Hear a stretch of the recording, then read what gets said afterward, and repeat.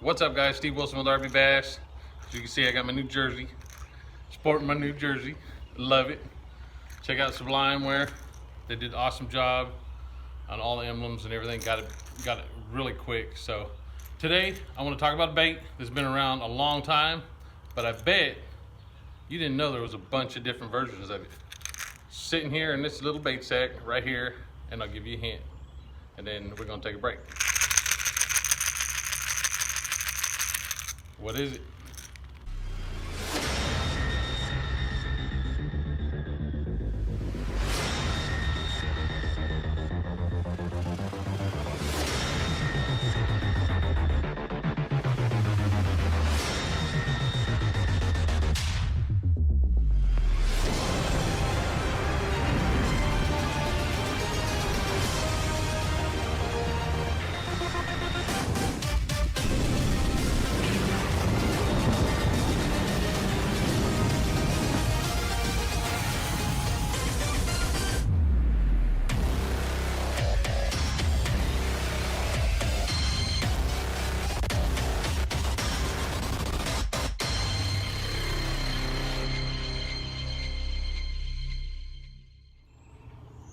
All right, guys, here's the bait right here. As you can tell, I give you a little hint. I'm sure you can tell what it is, but there's a reason why I got it in that bait sack. Is I don't want to hook myself, because there's 6 hooks hanging off of that bad boy, and we are talking about the trap, rattle trap, lipless crankbait, whatever you want to call it. It makes a racket. Plain and simple. Big sharp hooks, that's why I got it in the bait sack. Now today, I'm gonna run through my equipment because I got a tournament coming up and I have a feeling I'm gonna be throwing it because we're going to Pickwick and there's grass there, so we're gonna throw this, guaranteed. All right, so the first one we got is a Lucky Craft. As you can tell, it's caught maybe 1 or 2 fish, maybe. I don't know if you can see the paint. All right. Now, the reason why I say there's tons of different baits out there. They're gonna all have different sounds. They're gonna have different weights. They're gonna have different fall rates. And it all depends on your line, the bait, size, of course, and the technique you're throwing. All right, so that's the LV 500. And then we got the Red Eye shad, very popular back here in the east. We got the good old Rattle Trap. As you can tell, I'm in Clear Lake. Got the hitch. We got that good old boy that's been around for probably as long as I'm alive. Good old Delta Craw. And then we got Secret Color. Don't show nobody. This is the color I've been throwing a lot back here. They're hard to find, but you contact Rattle Trap and they'll hook you up.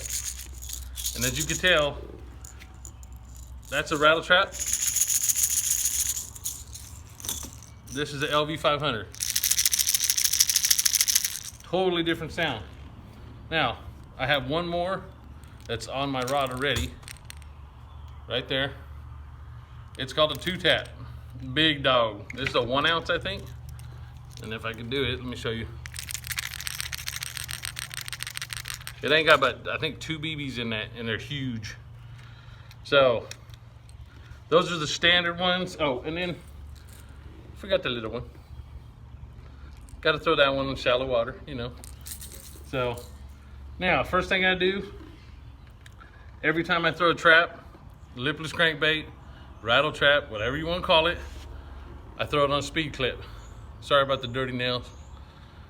Little speed clip. I don't know if you can see that. That way I can change out quick. Every single one of my rods has one. This is my favorite rod right here. Favorite trap right there.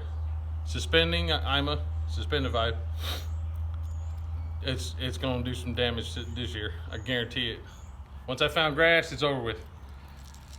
Yeah, every single one of them has clips on them. And that's for changing the baits out really quick. If I'm not getting bit on one, I want to switch to another one. And as you can tell, I go through a lot of them. Okay, so my first setup when you're just going to cast it and retrieve it is the standard,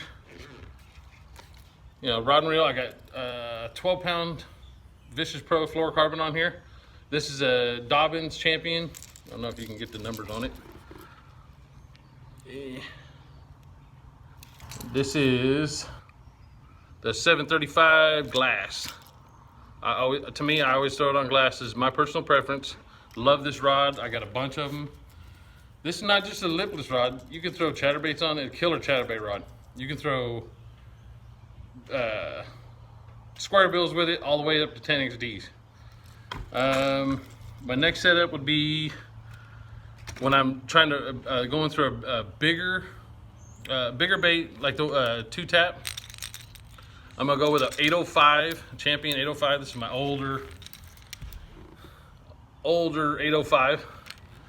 This is not a glass. This is straight back. It's got tons of backbone with awesome tip, and that's when I need to throw some meat, and I'll get the action out of it. Now, once I get into grass, once I find grass, because it's hard to find nowadays apparently, I'm going to throw my 805, another 805 with braid, straight braid. I don't go leader, nothing. It goes straight braid, straight to the trap. The reason for that is when I find grass, I want the bait to get into the grass, and I'm gonna rip it out. That's when your bite's gonna happen. Is as soon as you get it in the grass and you rip it as hard as you can out, they're gonna drill it. That I can catch fish just cast and reeling it, but you're gonna get more bites getting it in the grass, purposely getting it in the grass, and then rip it out. Just cast it out, let it go in the grass, rip, let it go in the grass, rip, just like you're doing a jerk bait, but you're not ripping down, you're ripping up to get it out of the grass, and then let it fall. And I guarantee as soon as it comes ripping out of the grass, they're going to eat it. That's why I go straight braid. And I go on this one, I go 40 pound Vicious Pro fluorocarbon, or this, I'm sorry, Vicious no fade braid. And it's no fade, like it says, it ain't gonna fade after being weeks in the sun. Nothing after a couple days in the sun, it doesn't fade, period. I don't have to, all my markers dried up because I don't use them no more. So that's my main technique when I'm finding grass. There, you can use a standard glass rod. This is my other glass rod. I believe that's a 736. So it's got a little bit more power than the 735 does for ripping it out. But that one you can cast out, burn it back as fast as you can, or you can just cast out as if you're ticking the top of the weeds. You can kill it and then speed it up, and then kill it, speed it up, cast it out. If you get caught in some weeds, you'll be able to rip it out. I know at Clear Lake one year I had like 6 inches of snow in the boat, and I couldn't reel it fast enough. It was dead of winter. The only lake I've ever been on that actually did that. And like I said, I had snow in the boat, it was snowing on me, and I couldn't reel it fast enough. They were ripping the rod out of my hands. I miss Clear Lake, as you can tell.